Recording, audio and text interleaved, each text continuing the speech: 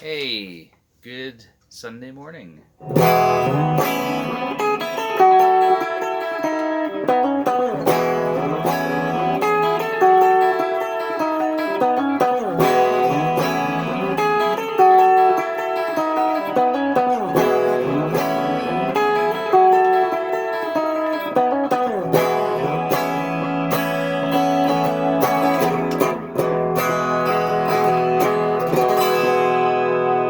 Hey, everyone. Happy Sunday morning and happy birthday week to Mr. Steve Howe. Steve Howe of Yes. We're going to talk about Steve Howe of Yes. And how's everybody doing out there? If you are in Ontario, Canada, you know what that is. And you know what living in your living room and in your house means. Exactly 1 year later, well, a year and somewhat, we find ourselves in quarantine again. But we're used to it now. My whole music school is online, and it's okay. It's really okay. Something. We're going to get through it, and it's fine. It's not fine, but, we have to do what we have to do. And I'm not sure where Steve Howe is right now. Steve Howe is probably one of my favorite guitar players. He's right in that top 10 list that everybody carries around with them. Right there, yeah. And I discovered Yes because I listened to a lot of classic rock radio growing up, and of course my favorite bands, my two number one bands were two Canadian bands, Triumph and Rush. And actually, this guitar here was the closest thing I could get to Rick Emmett's famous Ackerman guitar. The way it looked, and this was a hell of a lot cheaper than what they're going for now, or the new model. Good luck finding the old model. Some people out there have one. But yeah, Steve Howe, what an influence he was on those two guys, Rick Emmett and Alex Lifeson. And if you hear the beginning of Starship Trooper here, this part here, I can't play it anymore. There it is.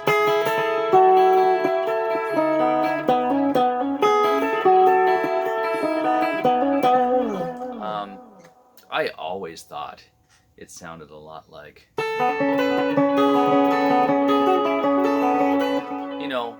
not the same, but inspired by. Let's call it that. Inspired by, yeah.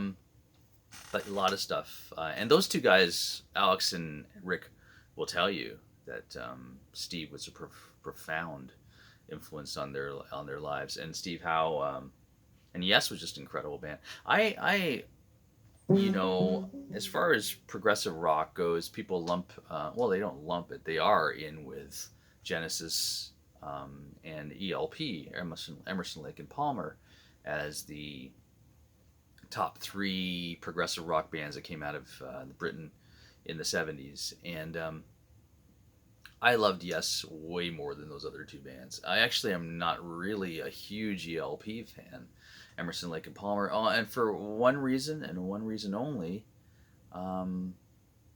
three guys, drummer, incredible keyboardist, Keith Emerson, God rest his soul, Keith Emerson, but Greg Lake, bass player, incredible singer, God rest his soul too, passed away. Bass player, no real guitar player in the band, and that's why I was never a huge Emerson, Lake and Palmer fan. Plus, I'm into the songs, and incredible orchestration or whatever. But Yes, it just had way more melodic stuff, and the singing was just impeccable, and just the melody, and the guitar player Steve Howe was incredible. Just a gear hog like anybody else. Just huge guitar collection. Had all the fun stuff. I bought this book. I freaked when I knew this book was actually out, which is Steve Howe's guitar collection. Nice picture of Steve on the cover, and inside this book, it just basically goes through his best pieces of his guitar collection. Goes through all the albums, and what's amazing about this book is these pictures of these guitars are almost pretty close to being the same size as certain guitars. Incredible, and then every piece but this one's the best. It's got the Les Paul with four pickups. 4 pickup Les Paul. Look at that, guys. And of course, my favorite page in the book.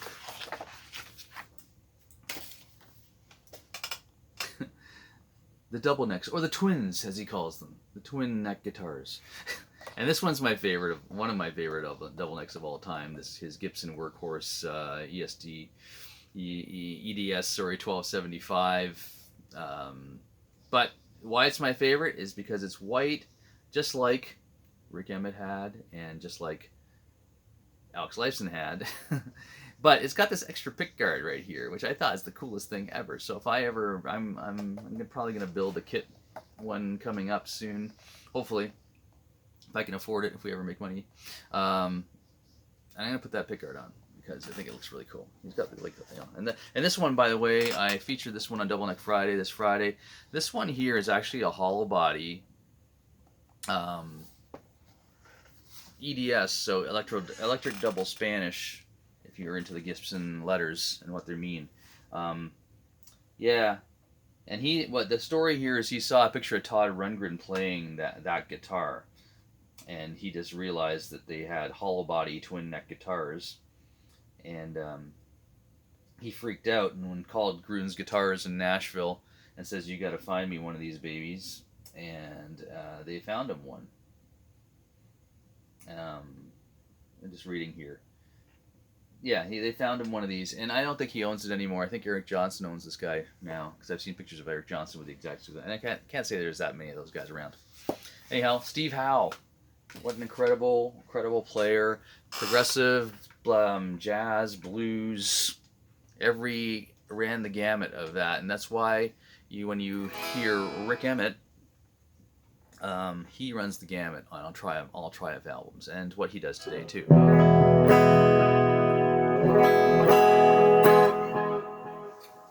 And really just a huge blend of all that music together. It's always great, but I thought progressive rock was just the most incredible stuff because almost every style was in there. Even in later on in Starship Trooper, he does that.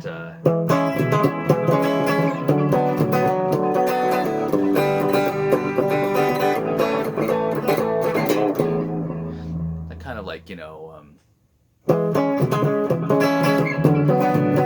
would call that. That's like it's very very eclectic. Let's just call it that. Okay.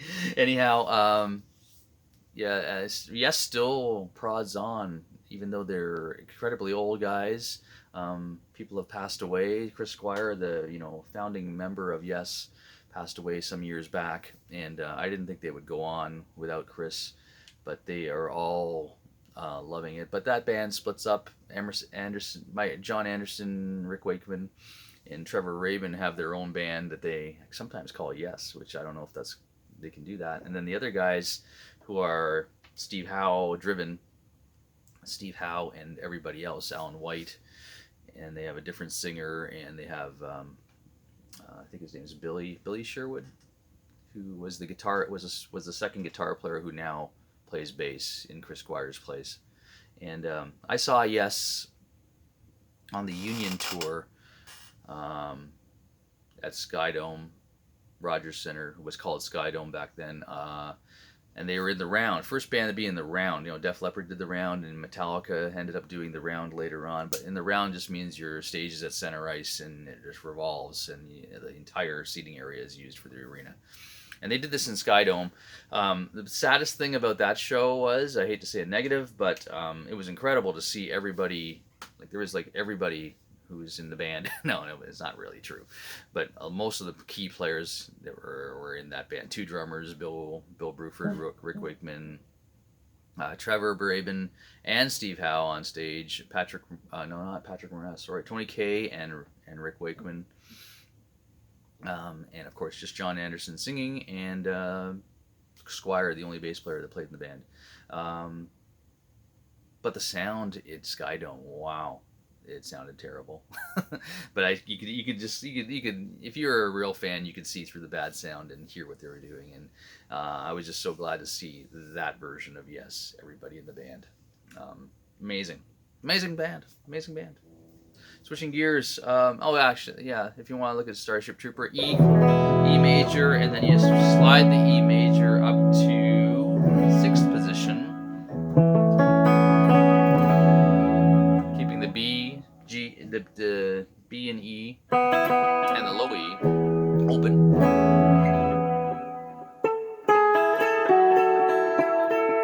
Keeping those open strings going.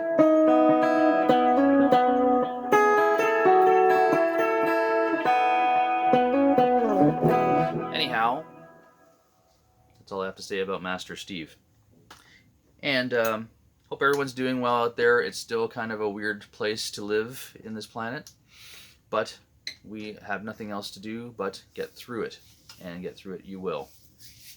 Be good, be prosperous as well as you can, and watch our live stream this afternoon where we will be playing some classic stuff. It's my daughter Kaylee's 18th birthday weekend celebration.